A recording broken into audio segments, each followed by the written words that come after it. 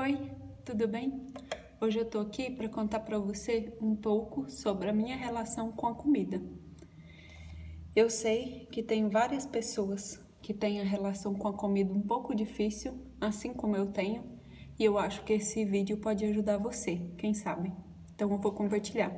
Eu já gravei esse vídeo no início do ano e é um assunto um pouco difícil para mim.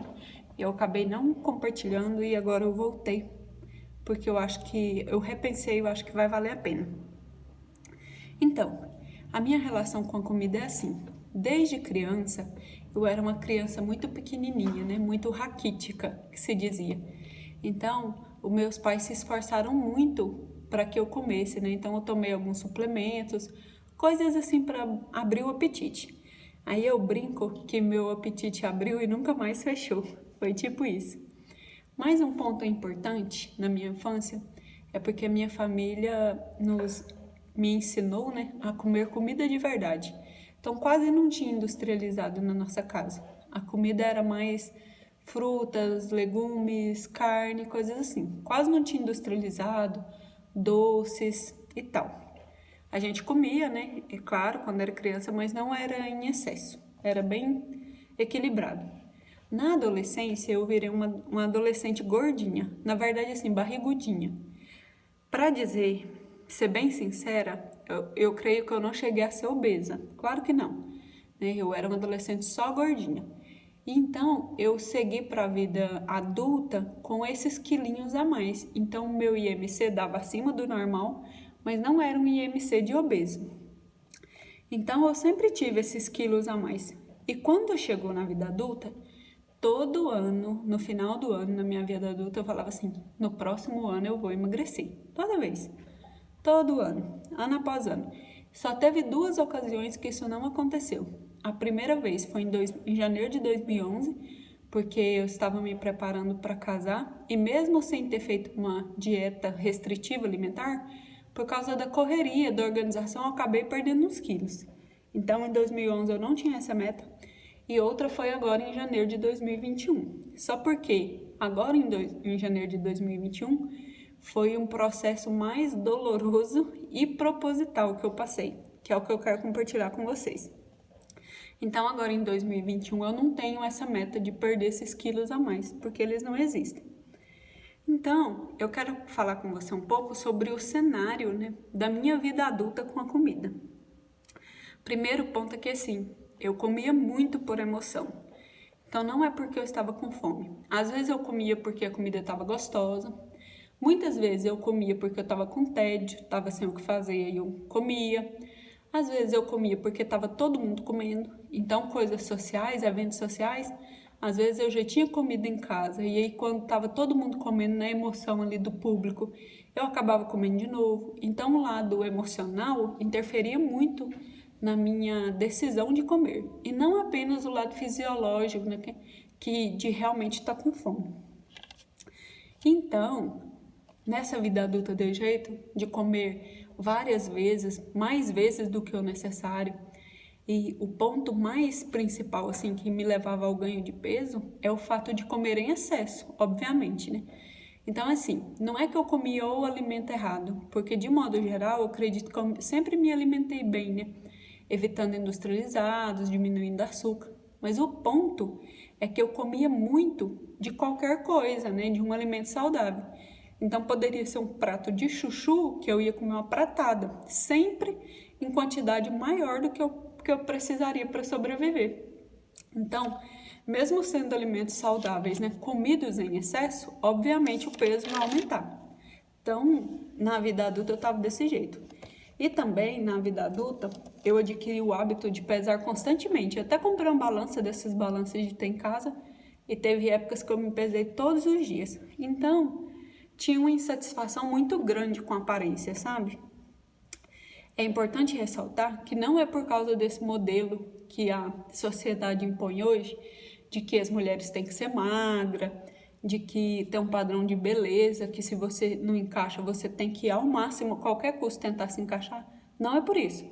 Até porque quem me conhece sabe que a última coisa que eu me preocupo é com a opinião dos outros. Eu me preocupo quando tem uma crítica. Primeiro, se eu estou em desacordo com a Bíblia, Então, se eu tiver em desacordo, eu conserto aquele erro. Ou se eu tiver em desacordo com a Bíblia, ou se estiver ofendendo alguém, aquela atitude minha, coisa assim. Mas, no geral, eu não me preocupo com a opinião alheia. Então, se por acaso alguém já me disse que eu estava um pouco acima do peso, isso não me ofendia muito, não. Agora, de fato, o que me ofendia era eu mesma. Por quê? Porque sempre que eu me olhava no espelho, eu não gostava do que eu via. Era comigo mesmo. Então, por exemplo, teve ocasiões que eu tinha que sair para ir num lugar e eu troquei de roupa 4 vezes. Já estava passando da hora de sair e eu estava trocando de roupa. Nenhuma roupa estava boa. E tinha vezes que eu trocava de roupa 4 vezes, ia para o lugar que eu tinha que ir e achava que ainda não estava bom. E eu sabia que a culpa não era da roupa. Não era o modelo da roupa, a cor da roupa, não. O problema estava em mim, no meu peso, no final das contas. Então, o que aconteceu foi assim, ó.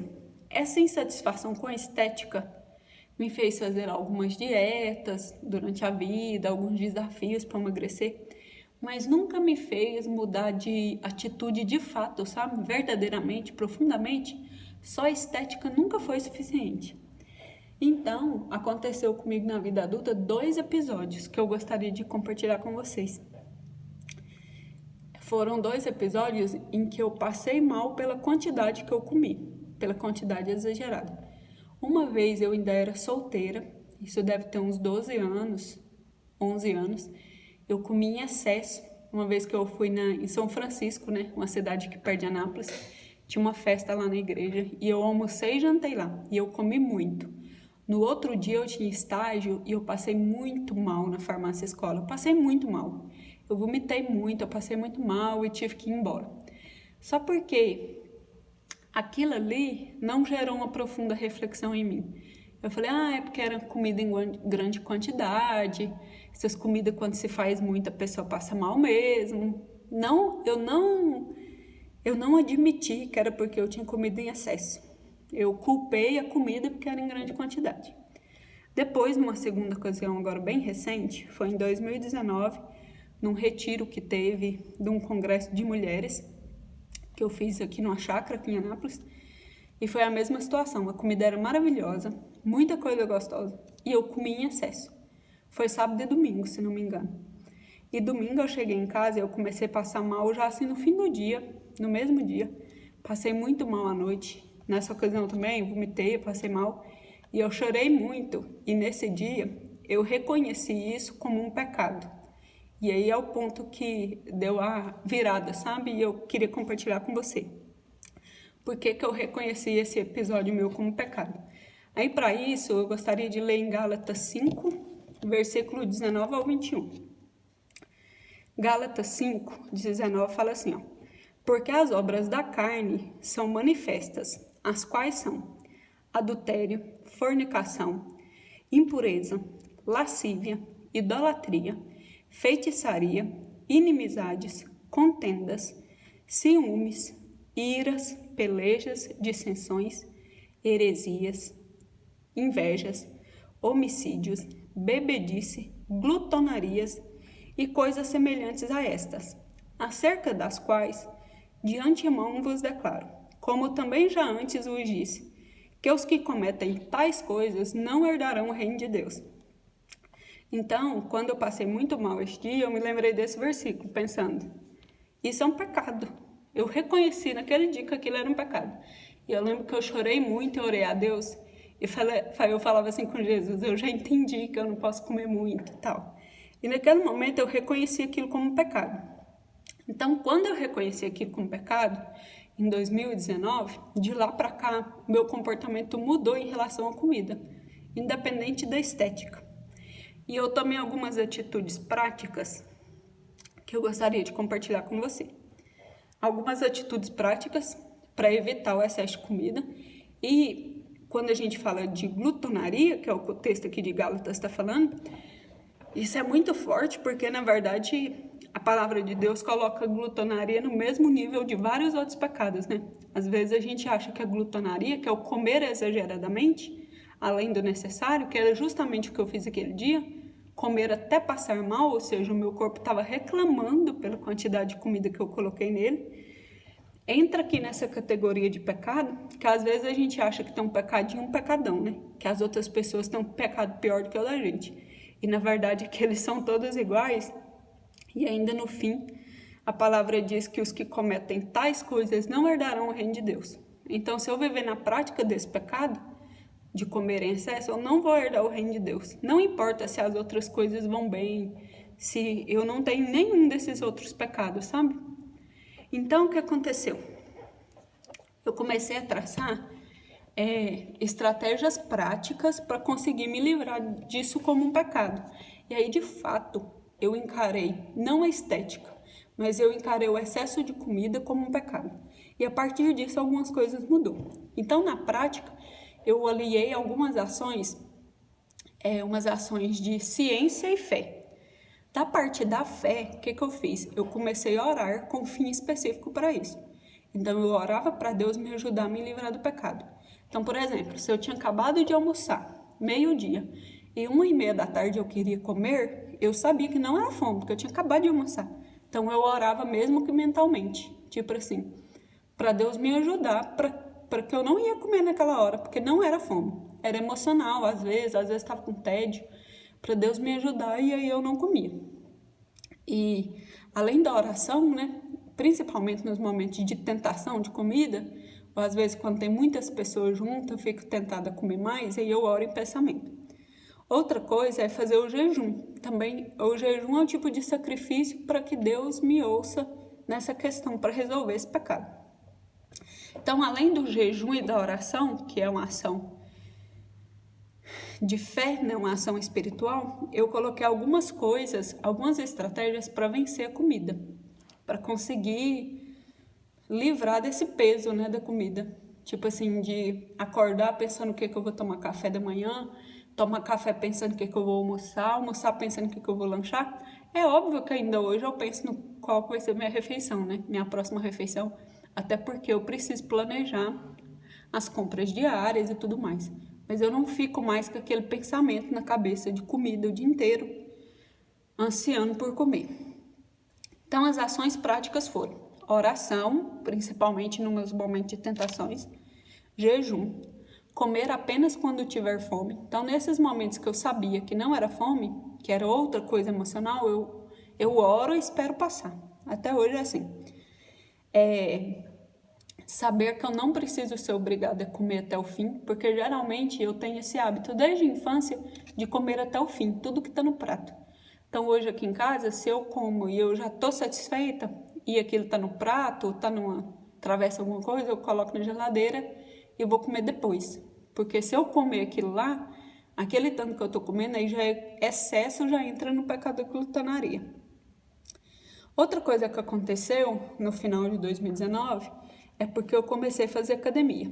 Eu sei, né, e a gente sabe cientificamente que a academia não é a principal responsável pela perda de peso, é a dieta alimentar. Mas o que acontece é que eu percebi que nos dias que eu vou na academia, eu sinto menos fome.